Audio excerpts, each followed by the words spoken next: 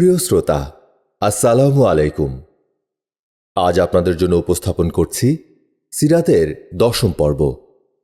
আর সিরাতের 10ম পর্বে আপনাদের জন্য থাকছে রাসূলুল্লাহ সাল্লাল্লাহু আলাইহি ওয়াসাল্লামের সঙ্গে বিভিন্নমুখী শত্রুতা, আরকামের বাড়িতে, আবিসিনিয়ার প্রথম হিজরত, মুসলিমদের সঙ্গে কাফিরদের সিজদা ও মুহাজিরদের প্রত্যাবর্তন, আবিসিনিয়ার দ্বিতীয় হিজরত, আবিসিনিয়ায় হিজরতকারী মুহাজিরদের বিরুদ্ধে কোরাইশদের ষড়যন্ত্র।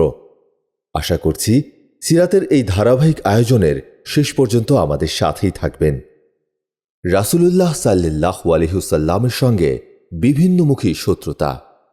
রাসূলুল্লাহ সাল্লাল্লাহু আলাইহি ওয়াসাল্লামের দাওয়াতের ময়দানে ঝাঁপিয়ে পড়ার পর থেকে তার সম্মান মর্যাদা প্রশ্নবিদ্ধ করতে থাকল এবং তাদের কাছে বিষয়টা খুব কঠিন হয়ে গেল যে তাদের ধৈর্যের বাঁধ ভেঙে গেল।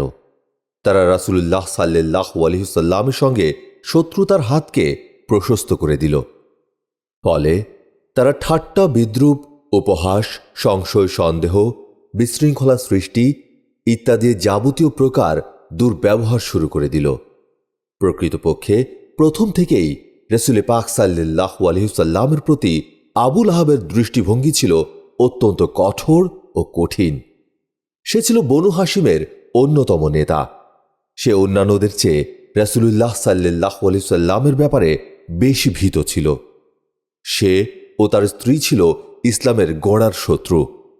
এমনকি অন্যান্য কোরাইশগণ যখন ঘুণাক্ষরেও নবী করিম সাল্লাল্লাহু আলাইহি ওয়াসাল্লামকে নির্যাতন করার চিন্তাভাবনা করেননি, তখনও আবু লাহাবের আচরণ ছিল অত্যন্ত মারমুখী।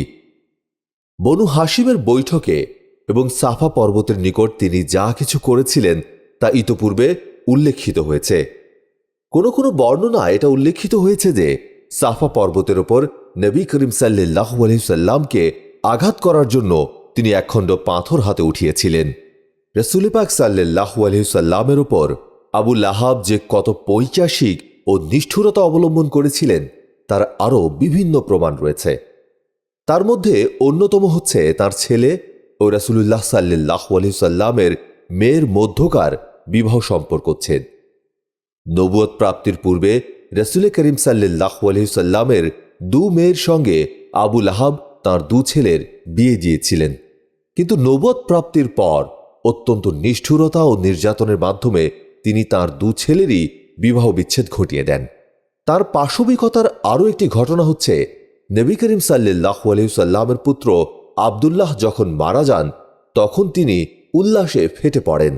টগবগিয়ে দৌড়াতে তার বন্ধু বান্ধবগণের নিকট এ দুঃসংবাদকে শুভ সংবাদ রূপে পরিবেশন করেন যে মুহাম্মদ সাল্লাল্লাহু আলাইহি ওয়াসাল্লামের লেজ কাটা হয়েছে, অর্থাৎ তিনি পুত্রহীন হয়েছেন।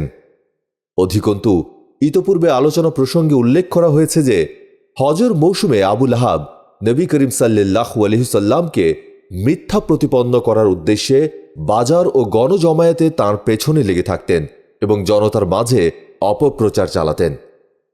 তারিক বিন আবদুল্লাহ মুহারিবির বর্ণনায় জানা যায় যে এ ব্যক্তি নবী করিম সাল্লাল্লাহু আলাইহি ওয়াসাল্লামকে শুধুমাত্র মিথ্যা প্রতিপন্ন করার চেষ্টা চালিয়েই ক্ষান্ত হননি, বরং কোনো কোনো সময় তিনি নবী করিম সাল্লাল্লাহু আলাইহি ওয়াসাল্লামকে লক্ষ্য করে প্রস্তর নিক্ষেপ করতেন, যার ফলে তার পায়ের গোড়ালি পর্যন্ত রক্তাক্ত হয়ে যেত। আবু লাহাবের স্ত্রী উম্মে জামিল ছিলেন হারব বিন উমাইয়ার কন্যা আবু সুফিয়ানের বোন। নবী করিম সাল্লাল্লাহু আলাইহি ওয়াসাল্লামের প্রতি অত্যাচার, জুলুম ও নির্যাতনে তিনি ছিলেন স্বামীর যোগ্য অংশীদারিণী। তিনি ছিলেন অত্যন্ত বিদ্বেষপরায়ণা এবং প্রতিহিংসা পরায়ণা মহিলা। এ সকল দুষ্কর্মে তিনি স্বামী থেকে পশ্চাৎপদ ছিলেন না। তিনি রাসূলুল্লাহ সাল্লাল্লাহু আলাইহি ওয়াসাল্লামের চলার পথে এবং দরজায় কাঁটা ছড়িয়ে কিংবা পুঁতে রাখতেন। রাসূলুল্লাহ সাল্লাল্লাহু আলাইহি ওয়াসাল্লামকে অকথ্য ভাষায় গালিগালাজ দেয়া, কটূক্তি করা, মিথ্যা অপবাদ দেয়া ইত্যাদি নানাবিধ জঘন্য কাজকর্মে তিনি লিপ্ত থাকতেন। তাছাড়া মুসলিমদের বিরুদ্ধে নানাবিধ ফিতনা ফাসাদের আগুন জ্বালিয়ে দেওয়া এবং উস্কানি দিয়ে ভয়াবহ যুদ্ধের বিভীষিকার সৃষ্টি করা তার অন্যতম চারিত্রিক বৈশিষ্ট্য। এজন্যই আল কোরআনে তাকে খৈরির বোঝা বহনকারী বলে আখ্যায়িত করা হয়েছে।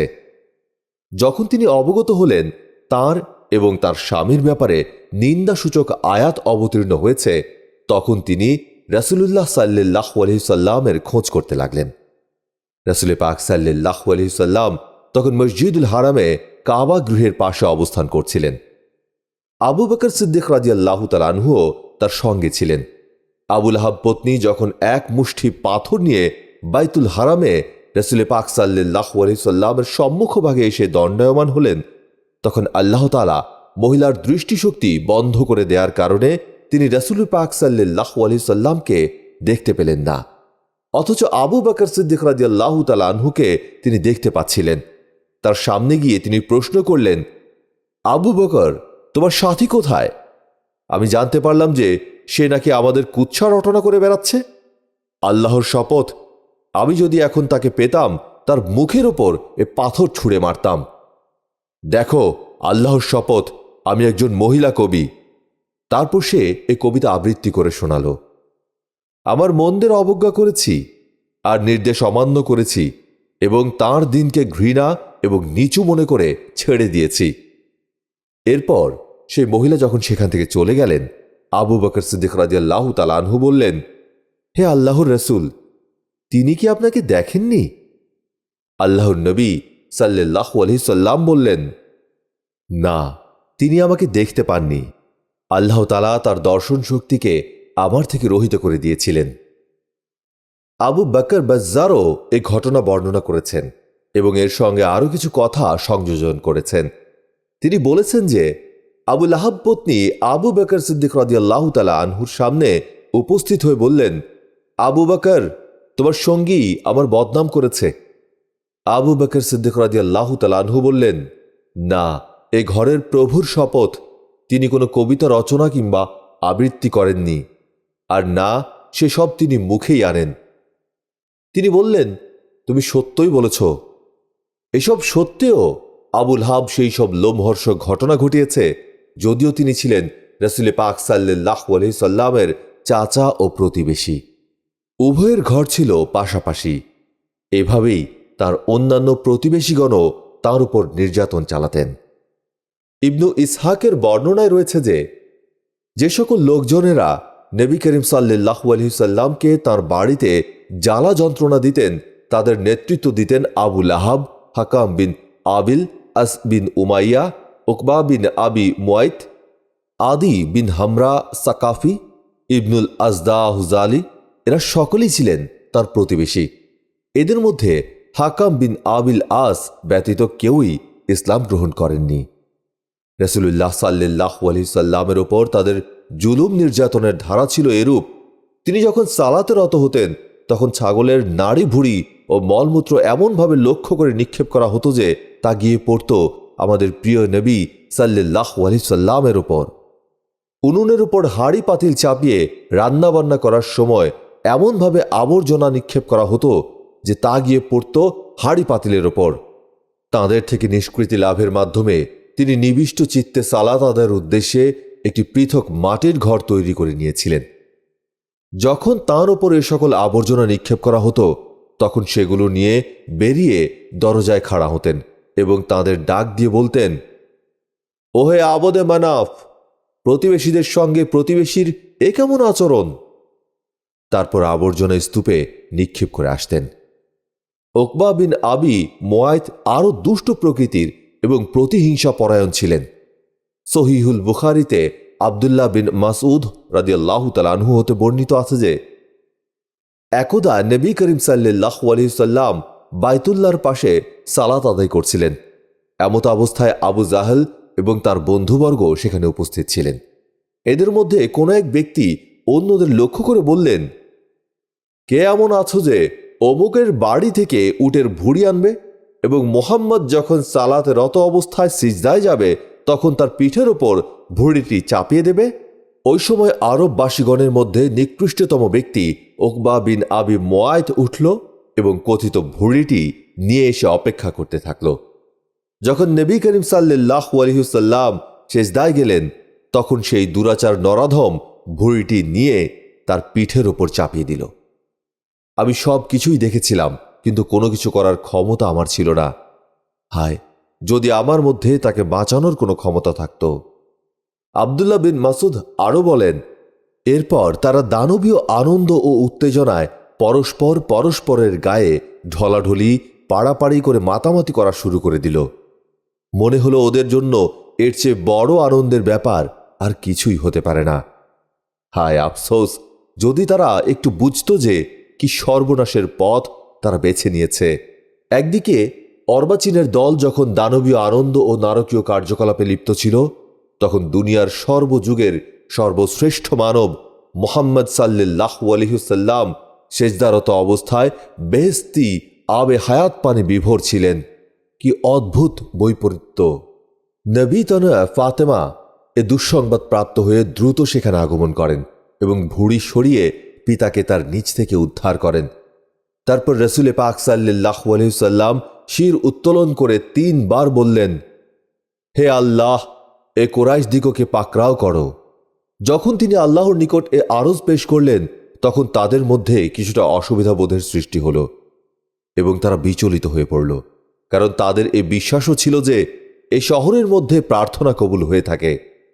তারপর তিনি নাম ধরে কয়েকজনের বিরুদ্ধে অভিযোগ ও আরজি পেশ করলেন। হে আল্লাহ, আবু জাহেলকে, উতবা বিন রাবিয়াকে, শায়বাহ বিন রাবিয়াকে, অলিদ বিন উতবাকে, উমাইয়া বিন খালফ এবং উকবা বিন মুয়াইদকে পাকড়াও করো। রাসূলুল্লাহ সাল্লাল্লাহু আলাইহি সাল্লাম 7ম জনের নাম বলেছিলেন, কিন্তু বর্ণনাকারীর তার স্মরণ নেই। ইবনু মাসুদ বলেছেন, সেই সত্তার শপথ যার হাতে রয়েছে আমার জীবন। এ অবস্থার প্রেক্ষাপটে রাসূলুল্লাহ সাল্লাল্লাহু আলাইহি সাল্লাম যাঁদের নামে আরজি পেশ করেছিলেন, বদর যুদ্ধে নিহত হয়ে কুয়োর মধ্যে পতিত অবস্থায় আমি তাদের সকলকেই দেখেছি। উমাইয়া বিন খালফের এরকম এক স্বভাব হয়ে গিয়েছিল যে যখনই সে রাসূলুল্লাহ সাল্লাল্লাহু আলাইহি সাল্লামকে দেখত, তখনই তাকে ভর্ৎসনা করত এবং অভিশাপ দিত। এ প্রেক্ষিতে এই আয়াতে কারিমা অবতীর্ণ হয়, প্রত্যেক অভিশাপকারী, ভর্ৎসনাকারী এবং অন্যায়কারীর জন্যই রয়েছে ধ্বংস। সূরা আল হুমাজাহ, আয়াত 1।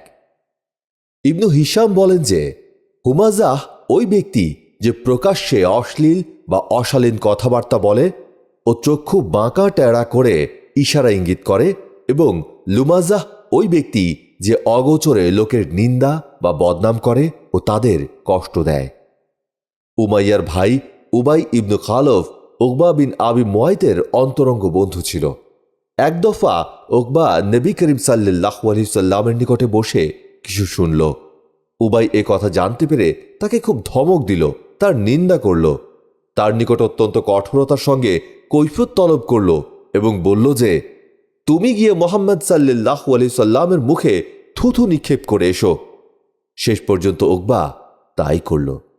উবাই বিন খালফ নিজেই একবার মরা পচা হাড় নিয়ে তা চূর্ণ করে এবং জোরে ফুঁ দিয়ে তা রাসূলুল্লাহ সাল্লাল্লাহু আলাইহি সাল্লামের দিকে উড়িয়ে দেয়।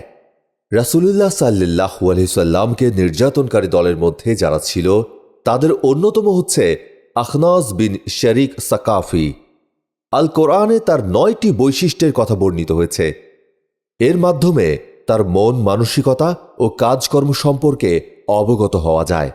ইরশাদ হয়েছে, তুমি তার অনুসরণ করো না যে বেশি বেশি কসম খায় আর যে বারবার মিথ্যা কসম খাওয়ার কারণে মানুষের কাছে লাঞ্ছিত, যে পশ্চাদে নিন্দা করে, একের কথা অপরের কাছে লাগিয়ে ফেরে, যে ভালো কাজে বাধা দেয়, সীমা লঙ্ঘনকারী, পাপিষ্ঠ, কঠোর স্বভাব, তার উপরে আবার কুখ্যাত।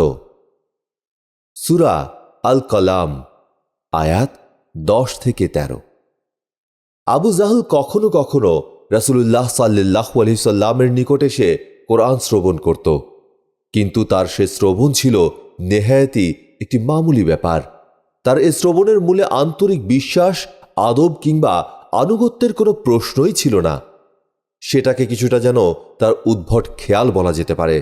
সে রাসূলুল্লাহ সাল্লাল্লাহু আলাইহি সাল্লামকে অশ্লীল কিংবা কর্কশ কথাবার্তার মাধ্যমে কষ্ট দিত এবং আল্লাহর পথে বাধা সৃষ্টি করত। অধিকন্তু অন্যায় অত্যাচারের ক্ষেত্রে সফল হওয়াটাকে গর্বের ব্যাপার মনে করে গর্ব করতে করতে পথ চলত। মনে হতো সে যেন মহা গুরুত্বপূর্ণ কোনো কাজ সম্পাদন করেছে। কোরআন মাজিদের এই আয়াত তার সম্পর্কে অবতীর্ণ হয়েছিল। কিন্তু না, সে বিশ্বাসও করেনি, সালাতও আদায় করেনি। সূরা আল কিয়ামাহ আয়াত ৩১। সেই ব্যক্তি রাসূলুল্লাহ সাল্লাল্লাহু আলাইহি সাল্লামকে প্রথম দিকে যখন থেকে সালাত পড়তে দেখল, তখন থেকে সালাত হতে নিবৃত্ত করার চেষ্টা চালাতে থাকে। একদিন নবী করিম সাল্লাল্লাহু আলাইহি সাল্লাম মাকামে ইব্রাহিমের নিকট সালাত পড়ছিলেন। এমন সময় সে সেখান দিয়ে যাচ্ছিল। তাকে দেখেই সে বলল, মুহাম্মদ, আমি কি তোমাকে সালাত পড়া থেকে বিরত থাকতে বলিনি? সঙ্গে সঙ্গে সে নবী করিম সাল্লাল্লাহু আলাইহি সাল্লামকে ধমকও দিল। নবী করিম সাল্লাল্লাহু আলাইহি সাল্লামও ধমকের সুরে তার কথার কঠোর প্রতিবাদ করলেন। প্রত্যুত্তরে সে বলল, হে মুহাম্মদ, আমাকে কেন ধমকাচ্ছ? আল্লাহর শপথ, দেখো এ উপত্যকায় আমার বৈঠক সবচেয়ে বড়। তার উক্তির প্রেক্ষিতে আল্লাহ তাআলা এ আয়াত অবতীর্ণ করেন, কাজেই সে তার সভাসদদের ডাকুক। সূরা আল আলাক আয়াত ১৭।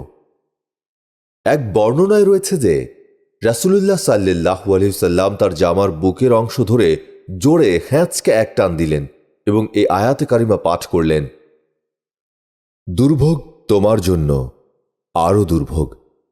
আবার বলি, দুর্ভোগ তোমার জন্য, আরও দুর্ভোগ। সূরা আল কিয়ামাহ আয়াত ৩৪ থেকে ৩৫। এ পরিপ্রেক্ষিতে আল্লাহর সেই শত্রু বলতে লাগল, হে মুহাম্মদ, তুমি আমাকে ধমক দিচ্ছ?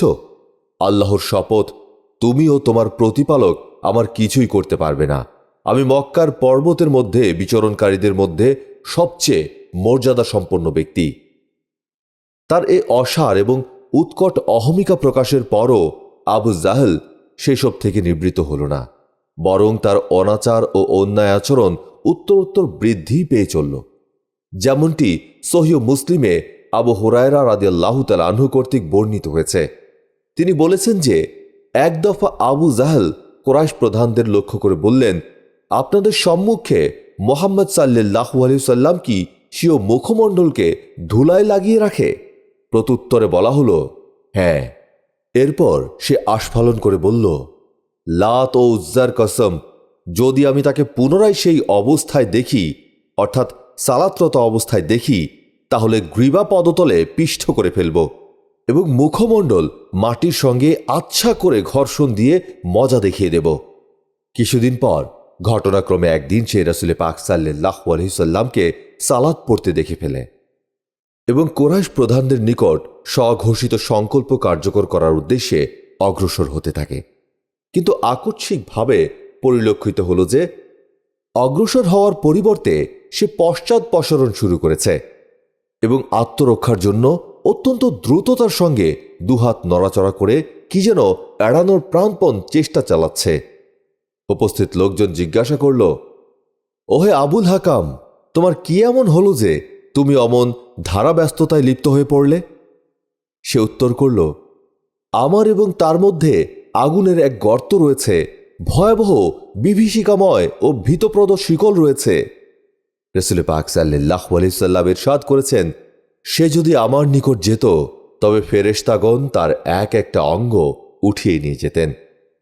উপর্যুক্ত বর্ণনা হচ্ছে, মুশরিকগণ যারা ধারণা করত তারা আল্লাহর বান্দা এবং তারা হারামের অধিবাসী, মুসলমান এবং নবী করিম সাল্লাল্লাহু আলাইহি সাল্লামের উপর যেভাবে অবর্ণনীয় অন্যায়, অত্যাচার ও উৎপীড়ন চালিয়ে আসছিল তার সংক্ষিপ্ত চিত্র।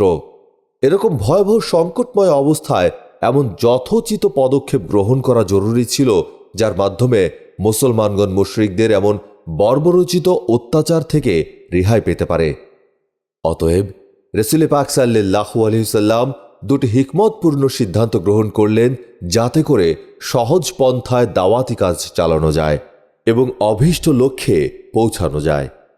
সিদ্ধান্ত দুটি হল, এক, রাসূলুল্লাহ সাল্লাল্লাহু আলাইহি সাল্লাম আরকাম বিন আবিল আরকাম মখজুমের বাড়িতে দাওয়াতি কর্মকাণ্ড পরিচালনা এবং শিক্ষা প্রশিক্ষণের কেন্দ্র হিসেবে মনোনীত করলেন।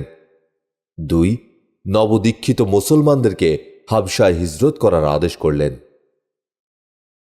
আরকামের বাড়িতে। আরকাম বিন আবিল আরকাম মাখজুমির বাড়িটি ছিল সাফা পর্বতের ওপর অত্যাচারীদের দৃষ্টির আড়ালে এবং তাদের সম্মেলনের স্থান হতে অন্য জায়গায় অবস্থিত।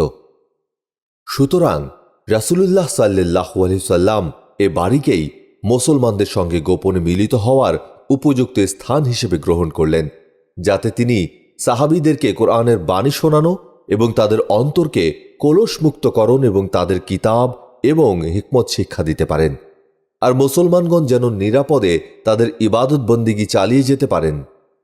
রাসূলুল্লাহ সাল্লাল্লাহু আলাইহি সাল্লামের ওপর যা অবতীর্ণ হয় তা তারা নিরাপদে গ্রহণ করতে পারেন এবং অত্যাচারে মুশরিকদের অজান্তে যারা ইসলাম গ্রহণ করতে চায় তারা যাতে ইসলাম গ্রহণ করে ধন্য হতে পারেন। এই বিষয়ে কোনো সন্দেহের অবকাশ ছিল না যে তিনি যদি তাদের সঙ্গে একত্রিত হন তাহলে মুশরিকগণ তাঁর আত্মশুদ্ধি এবং কিতাব ও হিকমত শেখার কাজে প্রতিবন্ধকতা সৃষ্টি করবেন এবং এর ফলে মুসলিম ও মুশরিক উভয় দলের মধ্যে সংঘর্ষের সম্ভাবনা থাকবে। ইবনু ইসহাক বর্ণনা করেন, সাহাবীগণ তাদের নির্দিষ্ট ঘাঁটিগুলোতে একত্রিত হয়ে সালাত আদায় করতেন। ঘটনাক্রমে একদিন কিছু সংখ্যক কাফের কুরাইশ তাদের এভাবে সালাত পড়তে দেখে ফেলার পর অশ্লীল ভাষায় তাদের গালিগালাজ করতে থাকেন এবং আক্রমণ করে বসেন। মুসলিমগণও সে আক্রমণ প্রতিহত করার জন্য এগিয়ে আসেন। প্রতিহত করতে গিয়ে সাদ বিন ওয়াক্কাস এক ব্যক্তিকে এমনভাবে প্রহার করেছিলেন যে তার শরীরের আঘাতপ্রাপ্ত স্থান থেকে রক্তধারা প্রবাহিত হতে থাকে। ইসলামে এটাই ছিল সর্বপ্রথম রক্তপাত। এটা সর্বজন বিদিত যে এভাবে যদি বারংবার মুসলিম ও মুশরিকদের মধ্যে যুদ্ধ সংঘটিত হতে থাকত তাহলে স্বল্প সংখ্যক মুসলিম স্বল্প সময়ের মধ্যেই নিঃশেষ হয়ে যেতেন। অতএব ইসলামের সর্বপ্রকার কাজকর্ম অত্যন্ত সংগোপনে সম্পন্ন করার দাবি ছিল খুবই যুক্তিসঙ্গত ও বিজ্ঞোচিত। এ প্রেক্ষিতে সাধারণ সাহাবীগণ তালিম, তাবলিগ, ইবাদত বন্দিগি, সম্মেলন ও পারস্পরিক মতবিনিময় ইত্যাদি যাবতীয় কাজকর্ম সংগোপনেই করতে থাকেন। তবে রাসূলুল্লাহ সাল্লাল্লাহু আলাইহি সাল্লাম তার ইবাদত বন্দিগি এবং প্রচারমূলক কাজকর্ম মুশরিকগণের সামনাসামনি প্রকাশ্যেই করতে থাকেন। তাকে কোনো কিছুতেই তারা বাধা দেওয়ার সাহস পেত না। তবুও মুসলিমগণের কল্যাণের কথা চিন্তা ভাবনা করে সংগোপনেই তিনি তাঁদের সঙ্গে একত্রিত হতেন। আবিসিনিয়ায় প্রথম হিজরত। অন্যান্য অত্যাচারের উল্লেখিত বিভীষিকাময় ধারা, প্রক্রিয়া ও কার্যক্রম সূচিত হয় নবুয়ত চতুর্থ বর্ষের মধ্যভাগে কিংবা শেষের দিক থেকে। জুলুম নির্যাতনের শুরুতে এর মাত্রা ছিল সামান্য, কিন্তু দিনের পর দিন, মাসের পর মাস সময় যতই অতিবাহিত হতে থাকল জুলুম নির্যাতনের মাত্রা ততই বৃদ্ধি পেতে পেতে পঞ্চম বর্ষের মধ্যভাগে তা চরমে পৌঁছল এবং শেষ পর্যন্ত এমন এক অবস্থার সৃষ্টি হল যে মক্কায় মুসলিমদের টিকে থাকা একরকম অসম্ভব হয়ে উঠল। তাই এ বিভীষিকার কবল থেকে পরিত্রাণ লাভের উদ্দেশ্যে তারা বাধ্য হলেন পথের সন্ধানে প্রবৃত্ত হতে। অনিশ্চয়তা এবং দুঃখ দুর্দশার এ ঘোর অন্ধকারাচ্ছন্ন অবস্থার মধ্যে অবতীর্ণ হল জুমার। এতে হিজরতের জন্য ইঙ্গিত প্রদান করে বলা হলো যে আল্লাহর জমিন অপ্রশস্ত নয়। হে ঈমানদারগণ, তোমরা তোমাদের প্রতিপালককে ভয় করো। এ দুনিয়ায় যারা ভালো কাজ করবে তাদের জন্য আছে কল্যাণ। আল্লাহর জমিন প্রশস্ত। এক এলাকায় ইবাদত বন্দিগি করা কঠিন হলে অন্যত্র চলে যাও। আমি ধৈর্যশীলদেরকে তাদের পুরস্কার অপরিমিতভাবে দিয়ে থাকি। সূরা আল জুমার, আয়াত 10। অত্যাচারের মাত্রা যখন ধৈর্য ও সহ্যের সীমা অতিক্রম করে গেল, বিশেষ করে কোরআন শরীফ পড়তে এবং সালাত আদায় করতে না দেওয়ার মানসিকতা যখন চরমে পৌঁছালো, তখন তারা দেশান্তরের কথা চিন্তা ভাবনা করতে শুরু করলেন। তিনি বহু পূর্ব থেকেই আবিসিনিয়ার সম্রাট আসহামা নাজাশির উদারতা এবং ন্যায়পরায়ণতা সম্পর্কে অবহিত ছিলেন। অধিকন্তু সেখানে কারো প্রতি যে কোনো অন্যায় অত্যাচার করা হতো না সে কথাও তিনি জানতেন। মুসলিম সেখানে গমন করলে নিরাপদে থাকার এবং নির্বিঘ্নে ধর্মকর্ম করার সুযোগ লাভ করবে। এসব কিছু বিচার বিবেচনা করে তাদের জীবন এবং ঈমানের নিরাপত্তা বিধান এবং নির্বিঘ্নে ধর্মকর্ম করার সুযোগ লাভের উদ্দেশ্যে হিজরত করে আবিসিনিয়ায় গমনের জন্য রাসূল পাক সাল্লাল্লাহু আলাইহি ওয়াসাল্লাম সাহাবীগণকে নির্দেশ প্রদান করেন। এদিকে মুহাজিরগণ সম্পূর্ণ নিরাপদে আবিসিনিয়ায় বসবাস করতে থাকলেন। পূর্বাহ্নেই বলা হয়েছে যে এ দলটি রজব মাসে মক্কা থেকে হিজরত করেন, কিন্তু সেই বছরটির রমজান মাসে কাবা শরীফে একটি অত্যন্ত গুরুত্বপূর্ণ ঘটনা সংঘটিত হয়ে যায়।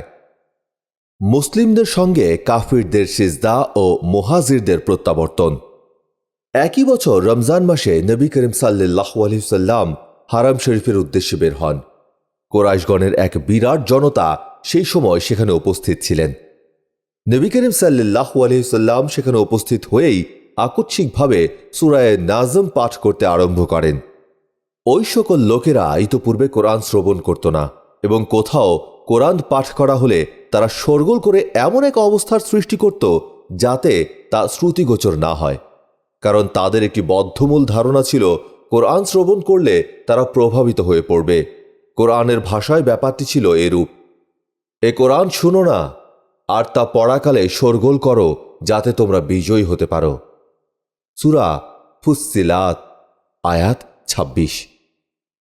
কিন্তু নবী করিম সাল্লাল্লাহু আলাইহি ওয়াসাল্লাম যখন এ সূরাটি পাঠ করতে আরম্ভ করেন, তখন কালামে ইলাহির অশ্রুত পূর্ব সুললিত বাণী, অবর্ণনীয় কমনীয়তা ও অপরূপ মিষ্টতা যখন তাদের কর্ণকুহরে প্রবিষ্ট হল, তখন তারা মন্ত্রমুগ্ধের ন্যায় সম্পূর্ণ ভাবাবিষ্ট ও হতচকিত হয়ে পড়লেন। ইতোপূর্বে কোরআন পাঠের সময় তারা যেভাবে গণ্ডগোল করত, সেরকম গণ্ডগোল করা তো দূরের কথা, বরং আরো গভীর মনোযোগের সঙ্গে কান পেতে তারা তা শুনতে থাকল। তাদের অন্তরে ভিন্নমুখী কোনো ভাবেরই উদ্রেক হল না। তারপর নবী করিম সাল্লাল্লাহু আলাইহি ওয়াসাল্লাম যখন এ সূরার শেষের আয়াতসমূহ পাঠ করতে থাকলেন, তখন তাদের অন্তরে কম্পন সৃষ্টি হতে থাকল। যখন তিনি আল্লাহর নির্দেশ সম্বলিত শেষের আয়াতটি পাঠ করলেন, তাই আল্লাহর উদ্দেশ্যে সেজদায় পতিত হও এবং তার বন্দিগি করো। সূরা আন-নাজম আয়াত ৬২। অতঃপর রাসূল পাক সাল্লাল্লাহু আলাইহি ওয়াসাল্লাম সেজদা করলেন এবং সঙ্গে উপস্থিত মুশরিকরাও সকলে সেজদা করল। কিন্তু পরক্ষণেই যখন ভাবাবিষ্ট অবস্থা থেকে তারা স্বাভাবিকতায় প্রত্যাবর্তন করলেন, তখন উপলব্ধি করতে সক্ষম হলেন যে আল্লাহর কোরআনের অলৌকিকত্ব তাদের স্বকীয়তা বিনষ্ট করে দিয়েছে, যার ফলে তারা আল্লাহর উদ্দেশ্যে সেজদা করতেও বাধ্য হয়েছেন। অথচ যারা আল্লাহর উদ্দেশ্যে সেজদা করেন তাদের সমূলে ধ্বংস করার জন্য তারা বদ্ধপরিকর। এমন এক অবস্থার প্রেক্ষাপটে তারা আত্মগ্লানির অনলে দগ্ধীভূত হতে থাকেন। তাদের এই শোচনীয় মানসিক অবস্থার আরও অবনতি ঘটতে থাকে যখন অনুপস্থিত অন্যান্য মুশরিকগণ এ আচরণের জন্য তাদের লজ্জা দিতে ও নিন্দা জ্ঞাপন করতে থাকেন। এ ত্রিশঙ্ক অবস্থা থেকে আত্মরক্ষা এবং তাদের সমালোচনামুখর মুশরিকগণের দৃষ্টির মোড় পরিবর্তনের উদ্দেশ্যে তারা রাসূলুল্লাহ সাল্লাল্লাহু আলাইহি ওয়াসাল্লামের নামে অপবাদ দিয়ে একটি অপপ্রচার শুরু করলেন। তারা একটি নির্জলা মিথ্যাকে নানা রূপ ও রং দিয়ে রাসূলুল্লাহ সাল্লাল্লাহু আলাইহি ওয়াসাল্লামের নামে প্রচার করতে শুরু করেন যে তিনি তাঁদের প্রতিমাসমূহের ইজ্জত ও সম্মানের প্রসঙ্গ উল্লেখ করে বলেছেন, এরা সব উচ্চ পর্যায়ের দেবদেবী, তাদের শাফায়াতের আশা করা যায়। অথচ তা ছিল মিথ্যা। নবী করিম সাল্লাল্লাহু আলাইহি ওয়াসাল্লামের সঙ্গে সেজদা করে তাদের ধারণায় তারা যে ভুলটি করেছিলেন তার গ্লানি থেকে মুক্তি লাভের উদ্দেশ্যেই তাঁদের এ অপপ্রচার। নবী করিম সাল্লাল্লাহু আলাইহি ওয়াসাল্লাম সম্পর্কে সর্বদাই যারা মিথ্যা কুৎসা রটনা এবং নানা অপপ্রচারে লিপ্ত থাকতেন, এক্ষেত্রেও যে তারা তা করবেন তাতে আশ্চর্য হওয়ার কিছুই নেই, বরং এটাই স্বাভাবিক যে যে কোনো সূত্রে যে কোনো মুহূর্তে নবী করিম সাল্লাল্লাহু আলাইহি ওয়াসাল্লামের নির্মল চরিত্রে কলঙ্ক লেপন করতে তারা কখনোই কুণ্ঠাবোধ করবেন না। যা হোক, কুরাইশ মুশরিকগণের সেজদা করার খবর আবিসিনিয়ায় হিজরতকারী মুসলিমগণের নিকটও গিয়ে পৌঁছল, কিন্তু সেই সংবাদের রকম সকম ছিল ভিন্ন। মানুষের মুখে মুখে প্রচারিত কথার সঙ্গে স্বাভাবিকভাবেই যেমন নানা রং চঙের সংযোজন ও সংমিশ্রণ ঘটে যায়, এক্ষেত্রেও হলো ঠিক তাই। আবিসিনিয়ায় অবস্থানকারী মুহাজিরগণ খবর পেলেন যে মক্কার কুরাইশগণ মুসলিম হয়ে গেছে। একথা শোনা মাত্রই স্বদেশে প্রত্যাবর্তনের জন্য অনেকেরই মনে ব্যগ্রতা পরিলক্ষিত হল এবং পরবর্তী শাওয়াল মাসেই তাদের একটি দল মক্কা অভিমুখে যাত্রা করলেন। কিন্তু মক্কা থেকে তারা একদিনের পথের দূরত্বে অবস্থান করছিলেন। তখন প্রকৃত ঘটনা সম্পর্কে অবগত হয়ে তারা বুঝতে পারেন যে ব্যাপারটি যেভাবে তাদের নিকট চিত্রিত করা হয়েছে প্রকৃত ঘটনাটি আসলে তা নয়। তাই দলের কিছু সংখ্যক লোক আবিসিনিয়া অভিমুখে পুনরায় যাত্রা করলেন এবং কিছু সংখ্যক সঙ্গোপনে কিংবা কুরাইশগণের আশ্রয়ে মক্কায় প্রবেশ করলেন। এরপর মক্কা প্রত্যাগত মুহাজিরগণের ওপর বিশেষভাবে এবং অন্যান্য মুসলিমগণের ওপর সাধারণভাবে কুরাইশগণের অন্যায়, অত্যাচার ও উৎপীড়ন বহুলাংশে বৃদ্ধি পেল। শুধু মুহাজিরগণই নন, এমনকি তাঁদের পরিবার পরিজনও এ নির্যাতনের হাত থেকে নিস্তার পেল না। এর কারণ হচ্ছে, ইতপূর্বে কুরাইশগণ যখন অবগত হয়েছিলেন যে আবিসিনিয়ায় মুহাজিরগণের সঙ্গে নাজাশী অত্যন্ত সহৃদয়তার সঙ্গে আচরণ করছেন এবং নানাভাবে তাদের প্রতি মদদ জুগিয়ে চলেছেন, মুসলিমদের ওপর প্রতিহিংসা পরায়ণ কুরাইশদের জুলুম নির্যাতনের মাত্রা বৃদ্ধি পাওয়ার প্রেক্ষাপটে রাসূলুল্লাহ সাল্লাল্লাহু আলাইহি সাল্লাম পরামর্শ দিলেন পুনরায় আবিসিনিয়ায় হিজরত করতে। আবিসিনিয়ায় দ্বিতীয় হিজরত। রাসূলুল্লাহ সাল্লাল্লাহু আলাইহি সাল্লামের নির্দেশ পেয়ে মুসলমানগণ ব্যাপকভাবে হিজরতের প্রস্তুতি নিতে থাকলেন। কিন্তু এই দ্বিতীয় হিজরত ছিল খুবই কঠিন, কেননা প্রথম হিজরতের সময় কুরাইশগণ সচেতন ছিলেন না। কিন্তু অতন্ত্র প্রহরীর মতো এখন তারা সচেতন এবং যে কোনো মূল্যে এ ধরনের প্রচেষ্টা প্রতিহত করার ব্যাপারে বদ্ধপরিকর ছিলেন। কিন্তু অনাকাঙ্ক্ষিত উদ্দেশ্য সাধনের সাফল্য লাভের ব্যাপারে কুরাইশগণের তুলনায় মুসলমানদের সচেতনতা ও ঐকান্তিকতার মাত্রা ছিল অনেক গুণে বেশি। উপরন্তু নিরীহ, নির্দোষ এবং ন্যায়নিষ্ঠ মুসলিমদের প্রতি ছিল আল্লাহ তাআলার বিশেষ অনুগ্রহ, যার ফলে কুরাইশগণের তরফ থেকে কোনো অনিষ্ট কিংবা প্রতিবন্ধকতা আসার পূর্বেই তারা সহিহ সালামতে গিয়ে পৌঁছলেন হাবশার সম্রাটের দরবারে। দ্বিতীয় দফায় সর্বমোট ৮২ জন কিংবা ৮৩ জন পুরুষ হিজরত করেছিলেন। এর মধ্যে আম্মার এর হিজরত সম্পর্কে মতপার্থক্য রয়েছে এবং ১৮ কিংবা ১৯ জন মহিলা ওই দলে ছিলেন। আল্লামা সুলাইমান মনসুরপুরি দৃঢ়ভাবে মহিলা মুহাজিরগণের সংখ্যা ১৮ বলেছেন। আবিসিনিয়া হিজরতকারী মুহাজিরগণের বিরুদ্ধে কুরাইশদের ষড়যন্ত্র। জান, মাল ও ঈমান রক্ষার্থে মুসলিমগণ দেশ ত্যাগ করে আবিসিনিয়ায় গিয়ে সেখানে শান্তি স্বস্তি লাভ করায় কুরাইশগণের দারুণ গাত্রদাহ সৃষ্টি হয়। এ প্রেক্ষিতে আমর বিন আস এবং গভীর জ্ঞান গরিমার অধিকারী আবদুল্লাহ বিন রাবিয়াহকে, যিনি তখনও ইসলাম ধর্ম গ্রহণ করেননি, নাজাশীর নিকট প্রেরণ করার জন্য দূত মনোনীত করা হয়। তারপর সম্রাট নাজাশী এবং খ্রিস্টান ও অগ্নিপূজকদের পুরোহিতদের জন্য বহু মূল্যবান উপঢৌকন সহ দূতদ্বয়কে দৌতকর্ম সম্পাদনের উদ্দেশ্যে আবিসিনিয়ায় প্রেরণ করা হয়। আবিসিনিয়ায় পৌঁছে তারা সর্বপ্রথম খ্রিস্টান ও অগ্নিপূজক পুরোহিতদের দরবারে উপস্থিত হয়ে উপঢৌকন প্রদান করেন। তারপর তাদের নিকট সেই সকল বিবরণ ও প্রমাণাদি উপস্থাপন করেন যার ভিত্তিতে তারা মুসলিমগণকে হাবশা হতে বের করার উদ্যোগ নিয়েছিল, যদি সেই সকল বিবরণ ও প্রমাণাদির তেমন কোনো ভিত্তিই ছিল না। তবুও উপঢৌকনের সুবাদে বেতারিকগণ অর্থাৎ পাদ্রীগণ এ ব্যাপারে একমত হলেন যে মুসলিমগণকে হাবশা হতে বহিষ্কার করার ব্যাপারে সম্রাট নাজাশীকে তারা পরামর্শ দেবেন। পাদ্রীদের নিকট থেকে সহযোগিতা লাভের আশ্বাস পেয়ে কুরাইশ দূতেরা সম্রাট নাজাশীর দরবারে উপস্থিত হয়ে উপঢৌকন প্রদান করে আর্জি পেশ করেন। তাদের আর্জির বিবরণ হচ্ছে এরূপ: হে মহামান্য সম্রাট, আমাদের দেশের কিছু সংখ্যক অবোধ ও অর্বাচীন যুবক আমাদের দেশ থেকে পলায়ন করে আপনার দেশে আশ্রয় গ্রহণ করেছেন। তারা তাদের পূর্বপুরুষগণের নিকট থেকে বংশ পরম্পরা সূত্রে চলে আসা ধর্মমত ত্যাগ করেছেন। আপনার দেশে আশ্রয় গ্রহণ করে আপনার ধর্মমত গ্রহণ করেননি। এ হচ্ছে তাদের চরম ধৃষ্টতার পরিচায়ক। শুধু তাই নয়, এরা নাকি একটা নতুন ধর্মমত আবিষ্কার করেছেন। এর চেয়ে আজগুবি ব্যাপার আর কি হতে পারে বলুন? আমাদের গোত্রীয় প্রধান এবং গণ্যমান্য ব্যক্তিগণ এই সকল অর্বাচীনের পিতামাতা, মুরব্বী ও আত্মীয় স্বজনগণ তাঁদেরকে স্বদেশে ফেরত পাঠানোর অনুরোধ জানিয়ে আমাদের দুজনকে দূত হিসেবে দরবারে প্রেরণ করেছেন। আপনি অনুগ্রহ করে আমাদের সঙ্গে ওদের ফেরত পাঠানোর ব্যবস্থা করুন। আমাদের প্রধানগণ এদের ভালো মন্দ সম্পর্কে ভালোভাবে বোঝেন এবং তাদের অসন্তোষের কারণ সম্পর্কে ওয়াকিবহাল রয়েছেন। কুরাইশ দূতেরা সম্রাটের নিকট যখন এ আর্জি পেশ করলেন, তখন পুরোহিতগণ বললেন, মহামান্য সম্রাট, এরা উভয়ই খুব যুক্তিসঙ্গত এবং সঠিক কথা বলেছেন।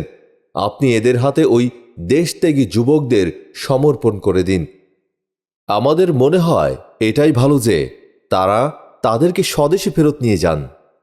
কুরাইশ দূতগণের কথাবার্তা শ্রবণের পর সম্রাট নাজাশী গভীরভাবে কিছুক্ষণ চিন্তা করে নিয়ে বললেন, আলোচ্য বিষয়টির বিভিন্ন দিক সম্পর্কে সুস্পষ্ট ধারণা লাভের পূর্বে কোনো কিছু মন্তব্য প্রকাশ করা কিংবা সিদ্ধান্ত নেওয়া সমীচীন হবে না।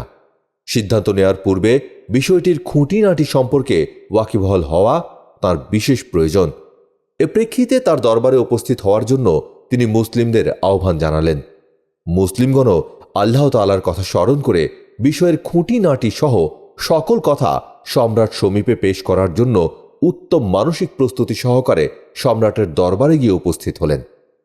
সম্রাট নাজাশী তার দরবারে উপস্থিত মুসলিমদের লক্ষ্য করে বললেন, যে ধর্মে দীক্ষিত হওয়ার কারণে যুগ যুগ ধরে পূর্বপুরুষগণের বংশ পরম্পরা সূত্রে চলে আসা ধর্ম তোমরা পরিত্যাগ করেছ এবং এমনকি আমাদের দেশে আশ্রিত হয়েও তোমরা আমাদের ধর্মের প্রতি সম্পূর্ণ উদাসীন রয়েছ, সে ধর্মটি কোন ধর্ম?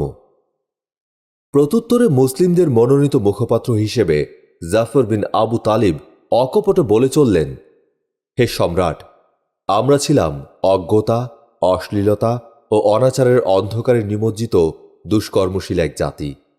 আমরা প্রতিমা পূজা করতাম, মৃত জীব জানোয়ারের মাংস ভক্ষণ করতাম, নির্বিচারে ব্যভিচার ও অশ্লীলতায় লিপ্ত থাকতাম, আত্মীয়দের সঙ্গে সম্পর্ক ছিন্ন করতাম, পাড়া প্রতিবেশীদের সঙ্গে অন্যায় আচরণ করতাম, আমানতের খেয়ানত ও মানুষের হক পয়মাল করতাম এবং দুর্বলদের সহায় সম্পদ গ্রাস করতাম।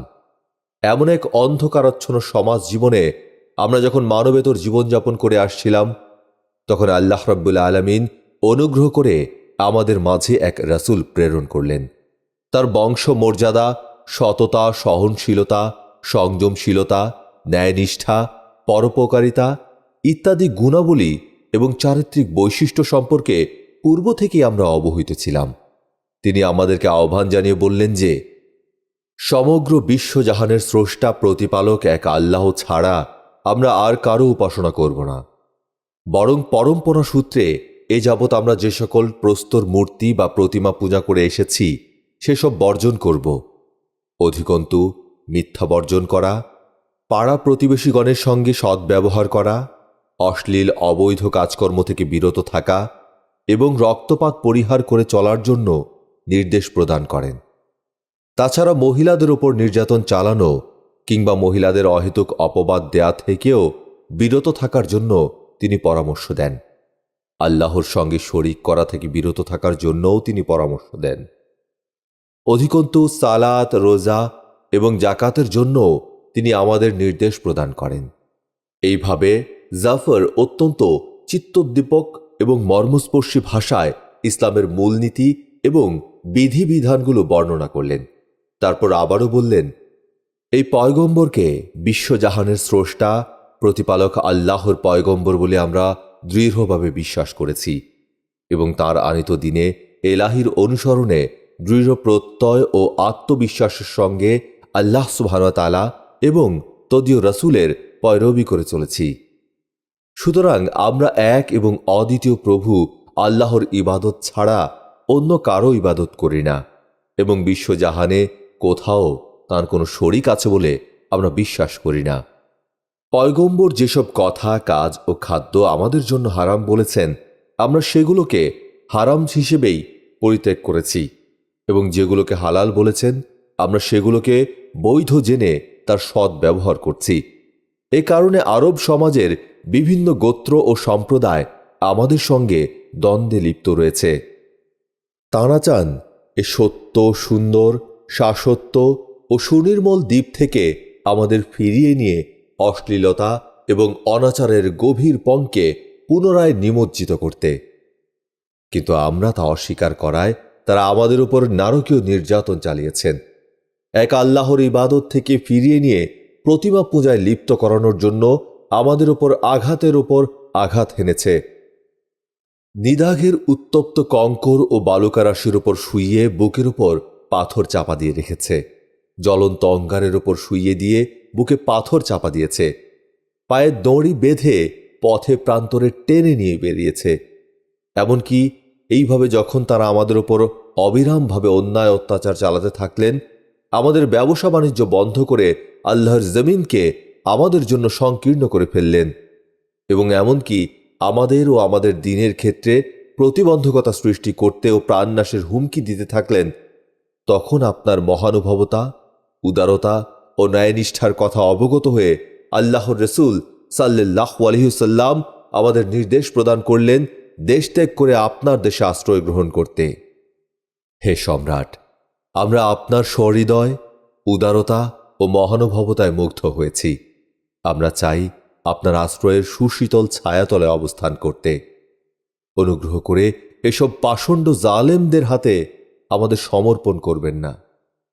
সম্রাট নাজাশী বললেন, সেই পয়গম্বর যা এনেছেন তার কিছু অংশ তোমাদের কাছে আছে কি? হযরত জাফর বললেন, জি হ্যাঁ। নাজাশী বললেন, তাহলে আমার সামনে পড়ে শোনাও। জাফর রাদিয়াল্লাহু তাআলা আনহু আল্লাহর সমীপে নিবেদিত এবং আত্মা সমাহিত অবস্থায় ভাবগত চিত্তে সূরা মারইয়ামের প্রথম কয়েকটি আয়াত পাঠ করে শোনালেন। নাজাশী এতই মুগ্ধ হলেন যে তার চক্ষুদয় হতে অশ্রুধারা প্রবাহিত হয়ে দাঁড়ি ভিজে গেল। জাফরের তেলাওয়াত শ্রবণ করে নাজাশীর ধর্মীয় মন্ত্রণাদাতাগণও এতই ক্রন্দন করছিলেন যে তাদের হাতে রক্ষিত কিতাবপত্র ভিজে গেল। অতঃপর তাদেরকে উদ্দেশ্য করে নাজাশী বললেন, এ কালাম এবং সেই কালাম যা ঈসা আলাইহিস সালামের নিকট অবতীর্ণ হয়েছিল, উভয় কালামই এক উৎস হতে অবতীর্ণ হয়েছে। এরপর নাজাশী আমর বিন আস এবং আবদুল্লাহ বিন রাবিয়াকে সম্বোধন করে বললেন, তোমরা যে দুরভিসন্ধি নিয়ে আমার দরবারে আগমন করেছ তা সঙ্গে নিয়েই দেশে ফিরে যাও। তোমাদের হাতে এদের সমর্পণ করার কোনো প্রশ্নই উঠতে পারে না। অধিকন্তু এই ব্যাপারে এখানে কোনো কূট কৌশলেরও অবকাশ থাকবে না। সম্রাট নাজাশীর নিকট থেকে এই নির্দেশ লাভের পর তার সম্পূর্ণ ব্যর্থ মনোরথ হয়ে তার দরবার কক্ষ থেকে বেরিয়ে আসেন। আদম সন্তানদের গোমরাহ করার ব্যাপারে আজাজিল শয়তান যেমন একের পর এক কৌশল প্রয়োগ করতে থাকে, এরাও তেমনি একটি কৌশল ব্যর্থ হওয়ায় অন্য কৌশল প্রয়োগের ফন্দি ফিকির সম্পর্কে চিন্তা ভাবনা শুরু করেন। এক পর্যায়ে আমর বিন আস আবদুল্লাহ বিন রাবিয়াকে বললেন, আল্লাহর কসম, আগামীকাল এদের সম্পর্কে এমন প্রসঙ্গ নিয়ে আসব যা এদের জীবিত থাকার মূল কর্তন করে ফেলবে, আর না হয় এদের ব্যাপারে এমন মন্ত্রের অবতারণা করব যাতে এদের মূল কর্তৃত্ব হয়ে এবং সজীবতা ও সতেজতা বিনষ্ট হয়ে যায়।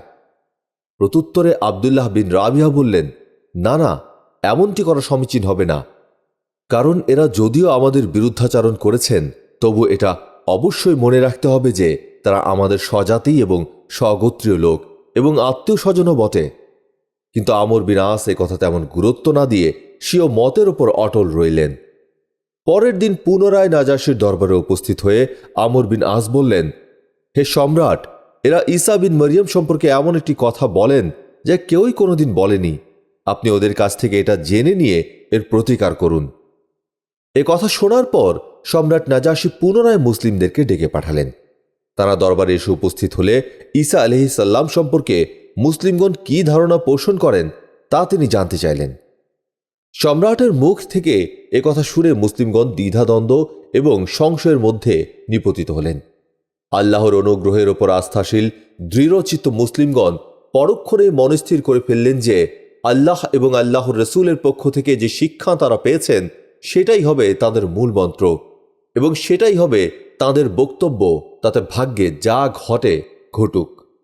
নাজাশীর প্রশ্নের উত্তরে জাফর বললেন, আল্লাহ ও আল্লাহর রসুল সাল্লাল্লাহু আলাইহি ওয়াসাল্লামের পক্ষ থেকে আমরা যে শিক্ষা লাভ করেছি তাতে আমরা জেনেছি যে ঈসা আলাইহিস সালাম হচ্ছেন আল্লাহর বান্দা এবং রসুল। তার মা বিবি মরিয়ম ছিলেন সতীসাধ্যী এবং আল্লাহর দৃষ্টিতে উচ্চ মর্যাদার মহিলা। আল্লাহর হুকুম এবং বিশেষ ব্যবস্থাধীনে কুমারী মরিয়মের গর্ভে ঈসা আলাইহিসসালামের জন্ম হয়। এ কথা শ্রবণের পর নাজাশী এক টুকরো খড় উঁচু করে ধরে বললেন, আল্লাহর শপথ, যা তোমরা বলেছ, ঈসা আলাইহিসসালামের চেয়ে এ খড় পরিমাণেও বেশি কিছু ছিলেন না। এ প্রেক্ষিতে পুরোহিতগণও হু হু বলে সমর্থন জ্ঞাপন করলেন। নাজাশী বললেন, হ্যাঁ, এখন তো তোমরা হা হু বলে সমর্থন জ্ঞাপন করবেই। তারপর নাজাশী মুসলিমদের লক্ষ্য করে বললেন, তোমরা নির্ভয়ে শান্তি ও নিরাপত্তার সঙ্গে আমার রাজ্যে বসবাস করো। যে কেউ তোমাদের উপর অন্যায় করবে তার জন্য জরিমানা ও শাস্তি বিধানের ব্যবস্থা করা হবে। তোমাদের প্রতি অন্যায় অত্যাচারের বিনিময়ে আমার হাতে কেউ সোনার পাহাড় এনে দিলেও আমি তা সহ্য করব না। এরপর তিনি তার পার্শ্বচরদের লক্ষ্য করে বললেন, এই কুরাইশ দূতদের আনিত উপঢৌকন তাদের ফিরিয়ে দাও। উপঢৌকনে আমার কোনোই প্রয়োজন নেই। আল্লাহর শপথ, আল্লাহ তাআলা যখন আমাকে সাম্রাজ্য ফিরিয়ে দেন তখন আমার নিকট থেকে উপঢৌকন কিংবা উৎকোচ গ্রহণ করেননি। সেক্ষেত্রে তার সন্তুষ্টি বিধানের উদ্দেশ্যে কাজ করতে গিয়ে কিভাবে আমি উৎকোচ গ্রহণ করতে পারি? যেহেতু আল্লাহ তাআলা আমার ব্যাপারে অন্য লোকদের কথা গ্রহণ করেননি, আমি কোনো লোকের কোনো কথা গ্রহণ করতে পারি না। এই ঘটনার বর্ণনাকারিণী উম্মু সালামা বলেছেন, এরপর প্রত্যাখ্যাত উপঢৌকন সহ কুরাইশ দূতগণ চরম বেইজ্জতির সঙ্গে নাজাশীর দরবার থেকে বেরিয়ে এলেন এবং আমরা তাঁর ছত্রছায়ায় সম্মানের সঙ্গে তার রাজ্যে অবস্থান করতে থাকলাম। ইবনু ইসহাকের বর্ণনায় এই ঘটনার উল্লেখ রয়েছে। কোনো কোনো চরিতকারের বর্ণনায় পাওয়া যায় যে নাজাশীর দরবারে আমর বিন আসের উপস্থিতির ঘটনাটি সংঘটিত হয় বদর যুদ্ধের পর। সামঞ্জস্য বিধানের জন্য বলা হয়েছে আমর বিন আস দুদফা নাজাশীর দরবারে গিয়েছিলেন, কিন্তু বদর যুদ্ধের পর নাজাশীর দরবারে আমর বিন আসের উপস্থিতি সূত্রে সম্রাট নাজাশী এবং জাফরের মধ্যে যে কথোপকথনের উল্লেখ করা হয়েছে তার বিনিময়ে আবিসিনিয়া হিজরতের পর নাজাশী এবং জাফরের মধ্যে যে কথোপকথন হয়েছিল তার হুবহু মিল রয়েছে। অধিকন্তু ইবনু ইসহাকের বর্ণনায় আবিসিনিয়া হিজরতের পর নাজাশীর দরবারে আমর বিন আসের উপস্থিতির কথা বলা হয়েছে এবং ওই একই প্রশ্নোত্তরের কথা উল্লেখিত হয়েছে।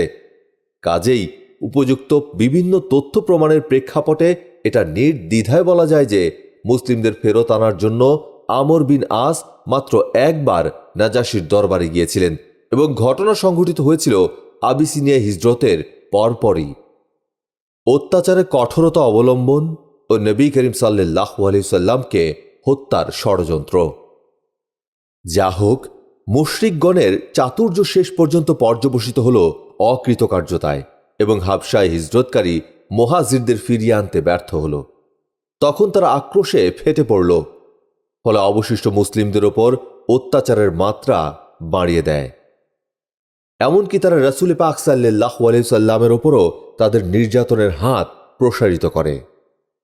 তাছাড়া স্ট্র্যাটেজি বা কর্মকৌশল হিসেবে তারা এটাও স্থির করল যে এদের বিরুদ্ধে সাফল্য লাভ করতে হলে হয় বল প্রয়োগ করে মুহাম্মদ সাল্লাল্লাহু আলাইহি সাল্লামের প্রচারাভিযান সম্পূর্ণরূপে বন্ধ করে দিতে হবে, আর না হয় তার অস্তিত্বকে ধরাপৃষ্ঠ থেকে একদম নিশ্চিহ্ন করে ফেলতে হবে।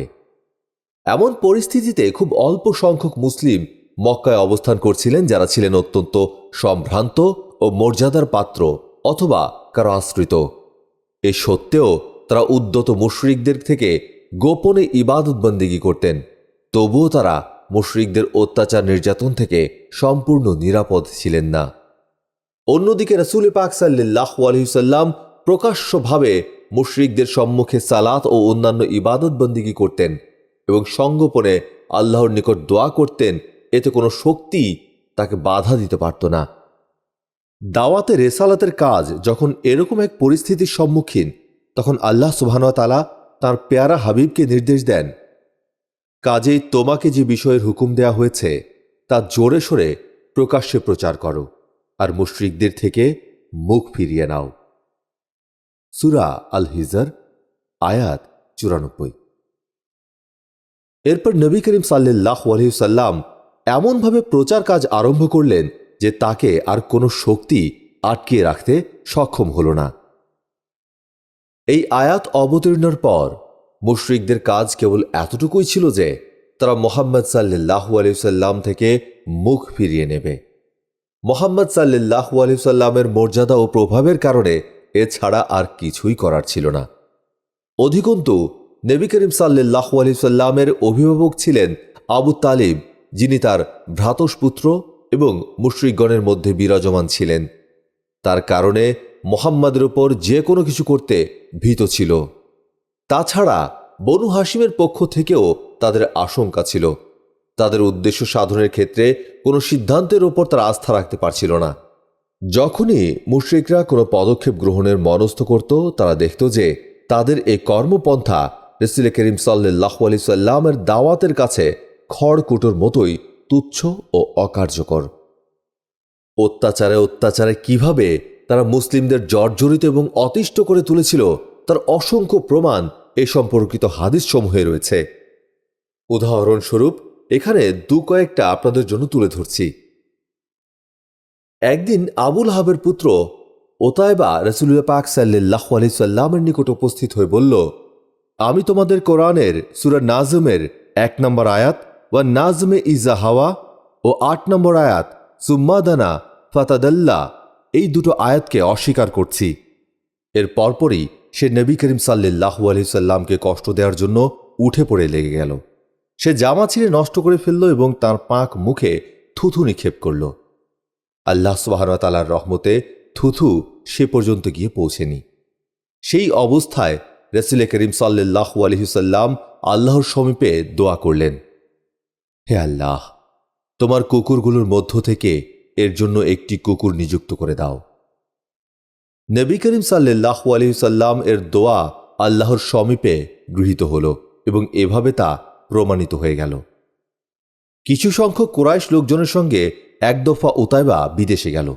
যখন তারা শাম রাজ্যের জারকা নামক স্থানে শিবির স্থাপন করল, তখন রাতের বেলায় একটি বাঘ এসে তাদের চারপাশে ঘোরাফেরা করতে থাকল। ওকে দেখেই ওতাইবা ভীতি বিহ্বল কণ্ঠে বলে উঠল, হায় হায়, আবার ধ্বংস! আল্লাহর শপথ, সে আমাকে খেয়ে ফেলবে। এ মর্মেই মুহাম্মদ আমার ধ্বংসের জন্য আল্লাহর নিকট দোয়া করেছিল। দেখো, আমি শাম রাজ্যে অবস্থান করছি, অথচ তিনি মক্কা থেকেই আমাকে হত্যা করছেন। ওতাইবার এ কথা শ্রবণের পর তার সঙ্গী সাথীরা সাবধানতা অবলম্বনের জন্য তাকে তাদের মধ্যস্থানে শুইয়ে দিল, যাতে বাঘ এসে সহজে তার নাগাল না পায়। কিন্তু গভীর রাতে সেখানে বাঘ এসে সকলকে পাশ কাটিয়ে সোজা ওতাইবার নিকট যায় এবং তার মাথাটি শরীর থেকে বিচ্ছিন্ন করে নিয়ে যায়। এক দফা উকবা বিন আবি মুয়াইত রাসূল পাক সাল্লাল্লাহু আলাইহি সাল্লাম যখন সিজদারত ছিলেন, তখন তার ঘাড় এত জোরে পদতলে পিষ্ট করলেন যে মনে হলো তার অক্ষি গোলক দুটো তখনই অক্ষিপট থেকে বেরিয়ে আসবে। ইবনু ইসহাকের এক দীর্ঘ বর্ণনায় চরমপন্থী কুরাইশগণের এরূপ দুরভিসন্ধির আভাস পাওয়া যায় যে তারা রাসূল পাক সাল্লাল্লাহু আলাইহি সাল্লামকে হত্যা করে দুনিয়া থেকে নিশ্চিহ্ন করে দেওয়ার ষড়যন্ত্রে লিপ্ত ছিল। অন্যান্য কুরাইশ দুর্বৃত্তের সম্পর্কেও সত্যিকারভাবে বলা যায় যে রাসূল পাক সাল্লাল্লাহু আলাইহি সাল্লামকে হত্যার মাধ্যমে ধরাপৃষ্ঠ থেকে ইসলামের নাম নিশানা মুছে ফেলার এক গভীর চক্রান্ত ও ষড়যন্ত্র তাদের অন্তরে ক্রমেই দানা বেঁধে উঠতে থাকে। যেমনটি আব্দুল্লাহ বিন আমর বিন আসতে ইবনু ইসহাক তার বর্ণনায় উদ্ধৃত করে বলেছেন যে এক দফা কুরাইশ মুশরিকগণ কাবার হাতিমে সম্মিলিতভাবে অবস্থান করছিল। সেখানে আমিও উপস্থিত ছিলাম। মুশরিকগণ রাসূল পাক সাল্লাল্লাহু আলাইহি সাল্লাম সম্পর্কে নানা প্রসঙ্গ নিয়ে আলাপ আলোচনা করছিল। আলোচনার এক পর্যায়ে তারা বলল, এ ব্যক্তির ব্যাপারে আমরা যে ধৈর্য ধারণ করেছি তার কোনো তুলনা নাই। প্রকৃতই এর ব্যাপারে আমরা বড়ই ধৈর্য ধারণ করেছি। এ ধারায় যখন তাদের কথোপকথন চলছিল, তখন কিছুটা যেন অপ্রত্যাশিতভাবেই রাসূল পাক সাল্লাল্লাহু আলাইহি সাল্লাম সেখানে গিয়ে উপস্থিত হলেন। সেখানে আগমনের পর সর্বপ্রথম তিনি হাজর আসওয়াদ চুম্বন করলেন এবং কাবা ঘর প্রদক্ষিণ করলেন। এসব করতে গিয়ে তাকে মুশরিকগণের নিকট দিয়ে যাতায়াত করতে হলো। এ অবস্থায় কিছু বিদ্রুপাত্মক কথাবার্তা বলে তারা তার প্রতি কটাক্ষ করায় নবী করিম সাল্লাল্লাহু আলাইহি সাল্লামের মনে যে প্রতিক্রিয়ার সৃষ্টি হলো, তার বহিঃপ্রকাশ তার চেহারা মোবারকে আমি সুস্পষ্টভাবে লক্ষ্য করলাম। এরপর দ্বিতীয় দফায় তিনি যখন সেখানে গেলেন, তখনও মুশরিকগণ অনুরূপভাবে তাকে বিদ্রুপাত্মক কথাবার্তা বলে ভর্ৎসনা করল। আমি এবারও তার মুখমণ্ডলের প্রতিক্রিয়া লক্ষ্য করলাম। তারপর তৃতীয় দফায় তিনি যখন সেখানে গেলেন, এবারও তারা পূর্বের মতো বিদ্রুপাত্মক কথাবার্তা বলল। এবার নবী করিম সাল্লাল্লাহু আলাইহি ওয়াসাল্লাম সেখানে থেমে গেলেন এবং বললেন, হে কুরাইশগণ, শুনছ? সেই সত্তার শপথ যার হাতে আমার জীবন, আমি তোমাদের নিকট কোরবানির পশু নিয়ে এসেছি।